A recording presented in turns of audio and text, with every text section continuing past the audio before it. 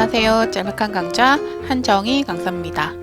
이번 강좌는 SUMIF 함수를 사용하여 다중 조건에 대한 합계를 구하는 방법을 소개하려고 합니다. 먼저 데이터를 보면서 설명하겠습니다. 각 학생별 미납 금액이 정리되어 있는 데이터입니다. 필요한 결과는 학생별로 미납 금액의 토탈 금액이 얼마인지 집계라고 하는 시트에 결과를 구하려고 합니다.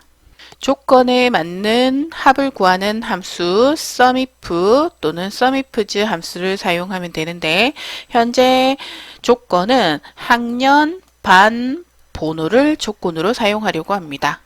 이때 조건 값으로 이름은 적합하지 않겠죠. 이름은 동명이인이 있을 수 있기 때문에 제대로 된 결과를 구할 수가 없습니다.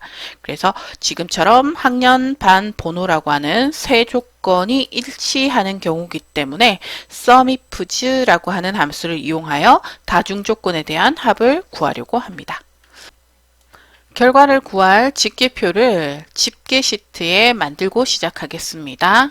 학년, 반, 번호, 그리고 이름은 조건에 해당하진 않지만 집계표에 이름도 표시하기 위해 학년, 반, 번호 범위를 선택합니다. 이때 데이터가 많기 때문에 단축키 Ctrl Shift 아래쪽 방향키를 눌러 선택하면 쉽습니다. 복사하고 집계 시트에 B2셀을 붙여넣기 하겠습니다. 현재 붙여넣기 한 데이터는 동일한 학생 정보가 있습니다. 그래서 해당 데이터를 중복된 데이터는 제거하고 시작하겠습니다. 데이터를 블럭 지정해 놓은 상태에서 데이터 탭에 중복된 항목 제거를 선택하고 확인을 누르면 지금과 같이 중복된 데이터는 제거하고 고유 데이터만 남겼습니다. 그럼 이름 옆에 미수금 합계라고 열 이름을 입력하고 여기에 SUMIF 함수를 이용해서 결과를 구해 보겠습니다. equal SUMIF 함수명 다 입력하지 않아도 되죠. 함수 라이브러리에서 SUMIF 함수를 더블 클릭합니다. 그리고 Ctrl A를 눌러 함수 마법사를 실행하면 되죠. 첫 번째 인수 SUMRange는 실제 합을 구할 범위가 됩니다. 학생 수납부 시트에 있는 합계 범위를 SUMRange 인수로 넣어주면 되죠. 이때 인수를 지정할 때에도 데이터가 많은 경우에는 단축키 Ctrl Shift 아래쪽 방향키를 눌러 선택하면 훨씬 선택하기가 쉽습니다. 자, 그리고 절대 참조하겠습니다. 절대 참조를 할 때 펑션키 F4를 누르면 됩니다. 두 번째 인수와 세 번째 인수는 첫 번째 조건을 입력받는 인수입니다. 첫 번째 조건은 학년을 하도록 하겠습니다. 순서는 상관없지만 입력되어 있는 학년이 첫 번째 조건이 되도록 설정해 보겠습니다. Criteria Range 1이라고 하는 인수의 학생 수납부 시트로 이동한 후 먼저 반 범위를 지정합니다. 다른 시트에 있는 많은 데이터 범위를 인수로 지정할 때 마우스로 드래그 하니까 굉장히 불편하죠. 일단은 이 설명이 끝나면 이름을 지정해 놓고 쓰는 방법을 같이 소개하겠습니다. 세 번째 인수, 그러면 반 범위에서 조건은 바로 B3셀 1학년이 되겠죠. 현재 1학년 일반 1번 강하나의 미수금액의 합계를 구할 거기 때문에 첫 번째 학생의 학년이 조건이 되는 겁니다. 자, 그럼 두 번째 조건은 반이 되겠죠. 학생 수납부 시트로 가서 반 범위를 인수로 지정하고 마찬가지로 절대 참조해야 됩니다. 여기도 절대 참조하고요. 자, 그런 다음 두 번째 조건은 반. 스크롤 바 내려보면은 계속해서 조건을 줄 수 있도록 되어 있죠. SUMIF 함수가 다중 조건에 대한 합을 구하는 함수이기 때문에 조건은 전체 127개까지 지정을 할 수가 있습니다. 자, 그러면 세 번째 조건은 번호가 되겠죠. 학년, 반, 번호가 일치한 경우에 미수금액의 합계를 구하려고 하는 겁니다. 그러면 학생 수납부 시트로 가서 번호 범위를 인수로 지정하고 절대 참조한 후 조건은 번호가 되겠죠. 이때 그 criteria range 1, 2, 3을 절대 참조한 이유는 수식을 복사했을 때 상대 참조인 경우라면 참조 셀이 변하게 되겠죠. 그래서 절대 참조를 해서 해당 범위가 변하지 않도록 고정을 시켜줘야 합니다. 자, 그리고 확인 누르면 미수 금액의 합이 구해졌죠.